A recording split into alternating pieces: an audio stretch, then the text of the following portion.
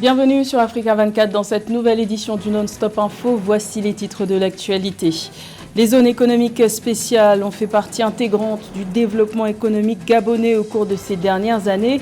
À quelques semaines de la présidentielle, le chef de l'État Ali Bongo Ondimba vante son bilan et les réformes instaurées dans ces zones qui, selon lui, ont donné des résultats prometteurs. Un avis que ne partagent pas certains membres de l'opposition gabonaise. Vers un renforcement de la coopération bilatérale entre le Maroc et l'Angola, la troisième session de la commission mixte de coopération Maroc-Angola s'est tenue le 11 juillet à Rabat. Plusieurs accords portant sur les domaines diplomatiques et économiques ont été signés. Et le Sénégal ambitionne de se positionner comme un acteur clé du sport sur la scène internationale. Pour y parvenir, les autorités misent notamment sur la construction et la rénovation des infrastructures sportives à travers le pays. Plus de 200 milliards de francs CFA ont été investis ces dernières années à cet effet. Et tout d'abord, l'Iran tente de rompre son isolement diplomatique international en multipliant les partenariats politiques et économiques avec l'Afrique. C'est dans ce contexte que le président iranien Ebrahim Raïssi a entamé une tournée africaine de 3 jours ce mercredi 12 juillet. C'est au Kenya qu'a débuté son périple où il a été reçu par son homologue William Ruto.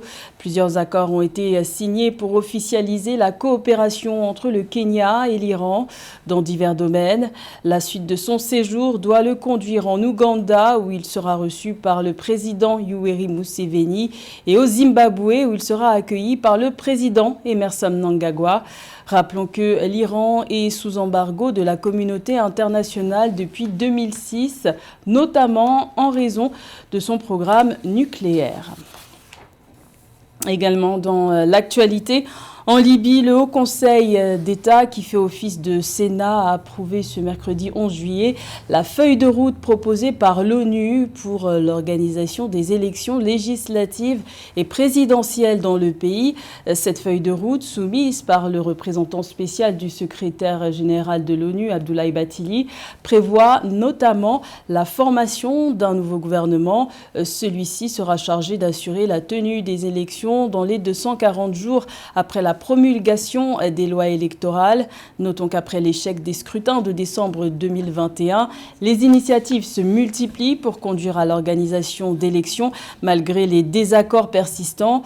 Le mois dernier, le comité conjoint 6+6 formé par la Chambre des représentants et le Haut Conseil d'État a annoncé un accord sur les lois relatives à l'organisation des élections alors que le pays est depuis mars 2022 sous la direction de 2 gouvernements rivaux. Le 9 juillet, le président gabonais Ali Bongo Ondimba officialisait sa candidature à la présidentielle du 26 août pour un 3e mandat. C'était dans la zone économique spéciale de Coq, une zone lancée en 2011 qui enregistre des résultats prometteurs grâce aux réformes instaurées, selon le chef de l'État. Un avis que ne partagent pas certains membres de l'opposition qui appellent à réformer en urgence les institutions. Plus de détails avec Mildred Yamou.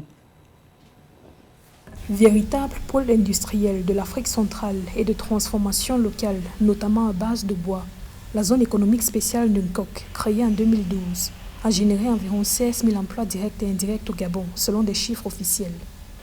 Grâce à ce site, le pays est devenu le premier producteur et exportateur africain de contreplaqué et le 2e exportateur mondial, avec 3,4 millions de mètres cubes de contreplaqué produits annuellement et 265 millions de dollars en produits exportés annuellement. Ce projet phare du président Ali Bongo a également fait du pays un acteur commercial et d'investissement de premier plan dans les produits dérivés du bois, des acquis que le chef de l'État entend renforcer s'il est réélu à la tête du pays. Coq, c'est le Gabon qui gagne. Grâce à cette décision, une industrie du bois a émergé. Des milliers d'emplois ont été créés. Nos plus beaux exploits, nous pouvons les réitérer en nous battant ensemble pour l'emploi qui donne un sens à la vie. Pour le Rassemblement pour la patrie et la modernité, RPM, parti d'opposition en lice pour les élections de 2023, ces chantiers ne suffisent pas. Alors qu'un tiers des Gabonais vivent toujours en dessous du seuil de pauvreté de 5,50 $, soit 3 386 francs CFA par jour, faute d'emploi notamment. Le parti estime que l'urgence pour le Gabon aujourd'hui est de restructurer les institutions du pays, ce qui va participer à réhabiliter la souveraineté du peuple. Il faudrait restructurer et réhabiliter nos institutions. Il faudrait réhabiliter la souveraineté du peuple. Je crois que c'est des problèmes importants. Après, tout le reste pourra suivre, les problèmes de gouvernance et tout le reste. En raison de la forte demande des produits exportés, notamment le pétrole, le manganèse, le bois, l'huile de palme, et de la poursuite des réformes économiques, en 2022, l'économie gabonaise a enregistré une croissance de 3,0% contre 1,5% en 2021. La croissance du pays devrait se situer à 2,7% en 2023 et 2,8% en 2024, d'après les données de la Banque africaine de développement. Le Maroc et l'Angola renforcent leur coopération bilatérale. Plusieurs accords ont été signés entre les deux pays ce 11 juillet à l'occasion de la tenue de la 3e session de la commission mixte de coopération Maroc-Angola qui s'est tenue à Rabat. Une rencontre coprésidée par le ministre marocain des Affaires étrangères, Nasser Bourita, et le ministre angolais des Relations extérieures, Tete Antonio. Ces ententes concernent notamment les domaines de l'agriculture, de la pêche, du tourisme, des mines ou encore de la santé et de l'industrie pharmaceutique. Écoutons à ce propos le ministre angolais des Relations extérieures, Tete Antonio. Vamos poder também aproveitar a vantagens de cada de nós. Nous espérons que grâce à cette collaboration, nous allons pouvoir également tirer avantage de ces échanges avec la diplomatie marocaine qui a beaucoup d'expérience, qui domine extrêmement bien son secteur et qui est excellente dans les négociations, qu'elles soient commerciales, même dans des thématiques très complexes. Nous savons que partager nos expériences avec vous ne sera que profitable. Trocar a nossa experiência do nosso lado, como Vossa Excelência.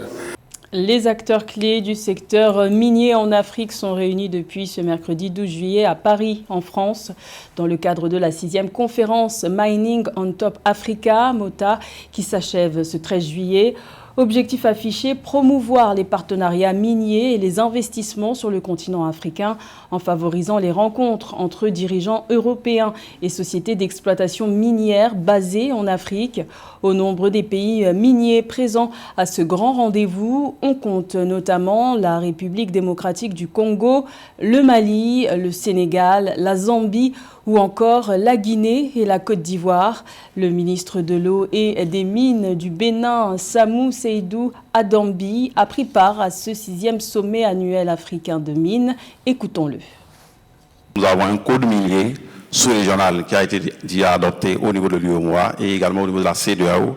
Et tous les pays sont appelés à s'aligner sur ces codes-là, essentiellement, pour que l'exploitation minière puisse changer les donnes. Nous puissions changer notre manière de faire pour que les pays également, en dehors du fait que nous engrangeons des ressources par rapport à l'exploitation, que nous commencions par transformer, que nous commencions par créer la chaîne de valeur dans nos pays, de l'exploration à l'exploitation jusqu'au recyclage. C'est important.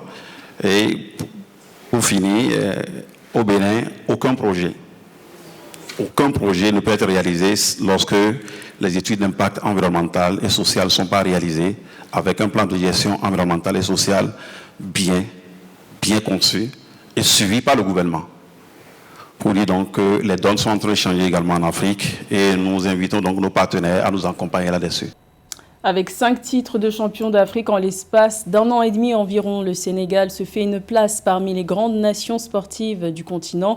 La récompense d'une série d'investissements importants dans le domaine du sport, de la promotion à l'organisation d'événements internationaux, en passant par le développement de différentes disciplines ainsi que la construction d'infrastructures sportives. Les autorités ont pour ambition de favoriser l'épanouissement des jeunes talents. Les explications de Cheikh Omar Kamara.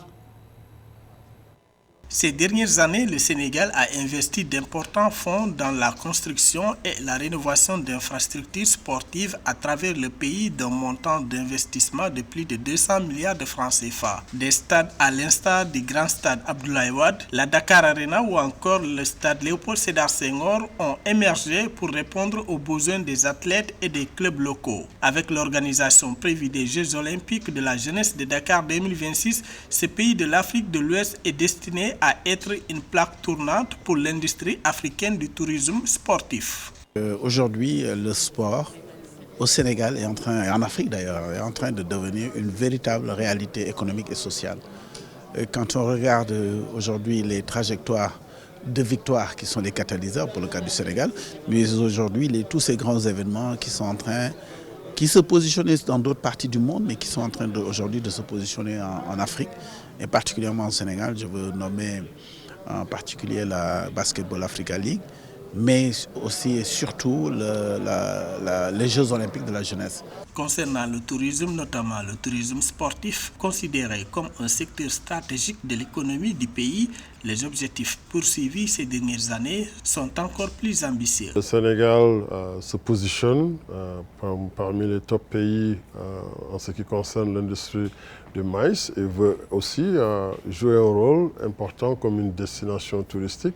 Je crois qu'organiser ce genre d'activité et comme aussi accueillir la Basketball Africa League chaque année pendant ces 2 dernières années va contribuer au développement de ce secteur. Le Sénégal a marqué l'histoire du football africain en remportant les titres de la CAN 2021, la CAN Beach Soccer 2022, la CAN U17 et U20 en 2023. Comme je le dis souvent, derrière nos performances, il n'y a pas de hasard, mais des politiques publiques soutenues, d'investissement dans le domaine des infrastructures sportives, mais aussi d'encadrement et d'accompagnement de nos équipes nationales, toutes catégories confondues. Le Sénégal continue de s'imposer comme une force émergente sur la scène sportive mondiale. Le développement des infrastructures sportives et le succès des équipes nationales de football témoignent de l'engagement du pays envers l'excellence sportive. Sensibiliser à la protection de l'environnement en valorisant des éléments recyclés. C'est ce que propose l'exposition La Citadelle des Anciens à l'Institut français de Yaoundé au Cameroun. Les œuvres qui constituent l'exposition offrent un voyage dans le temps qui attire la curiosité des visiteurs. C'est en somme la beauté du geste, autant par la confection que par l'intention. Reportage de notre correspondant Séverin Douqueux. Comme lors d'une cérémonie royale en pays bamileke au Cameroun, ils sont là sous leur tenue de grande parade avec quelques-uns de leurs attributs. Eux, ce sont les 9 notables de la cour royale. Il ne s'agit pas plus qu'une représentation, c'est une partie de l'exposition La Citadelle des Anciens par le célèbre artiste plasticien et environnementaliste camerounais Joseph Francis Soumenieux à l'Institut français de Yaoundé. Les œuvres qui constituent l'exposition La Citadelle des Anciens sont composées de mannequins de formes tantôt humaines, animales ou autres, faits de matériaux de récupération et autres déchets qui donnent surtout la fière allure de grands hommes de tradition et de culture. Une œuvre qu'il présente comme inachevée, mais qui lui aurait pris plus d'une trentaine d'années à peaufiner. C'est un projet qui a commencé depuis les années 88 et il court jusqu'aujourd'hui et même présentement il n'est pas achevé. Ça s'appelle la Citadelle des Anciens, mais en réalité qui est accompagnée par l'expression des 9 notables. C'est un espace que je conçois pour traiter des problèmes de la société en général, concernant les époques passées ou présentes et même à venir, parce que juste les notables avaient pour fonction de rester dans cet espace-là, de débattre. Par exemple, dans le temps passé, il y avait des choses qui pouvaient se passer dans la société et qu'on amène discuter ici. L'exposition La Citadelle des Anciens est un moment d'appel à la prise de conscience de la nécessité d'impulser une politique de gestion et de valorisation des déchets par ces temps où la protection de la nature s'impose pour assurer la pérennité de la vie sur la planète. De plus en plus d'artistes s'inscrivent dans cette logique avec des œuvres toujours plus originales, à l'image de cette fresque géante signée Jean-Michel Dissaquet qui habille la façade de ce bâtiment. Elle a été réalisée à partir de débris de plaques d'immatriculation de véhicules. Au-delà du côté embellissement du cadre urbain, elle met en avant l'unicité des peuples dans la diversité des couleurs. Des œuvres originales qui attirent la curiosité des visiteurs. Waouh à ce seigneur qui réalise ces chefs-d'œuvre, qui quitte des éléments recyclés à produire ces éléments, ces sculptures qui nous permettent de voyager étant sur place. Déjà, je les remercie parce que déjà, ils contribuent à la protection de l'environnement et il nous permet de voyager sur place. Il a du talent et voir comment il monte ses œuvres avec des articles recyclés, c'est vraiment un grand talent, c'est un don. Ces œuvres sont le témoin de la contribution de la gestion et de la valorisation des déchets à la protection de l'environnement, mais aussi à l'amélioration du cadre spatio-récréatif. C'était le journal de la rédaction. Merci de l'avoir suivi. L'information continue sur Africa 24.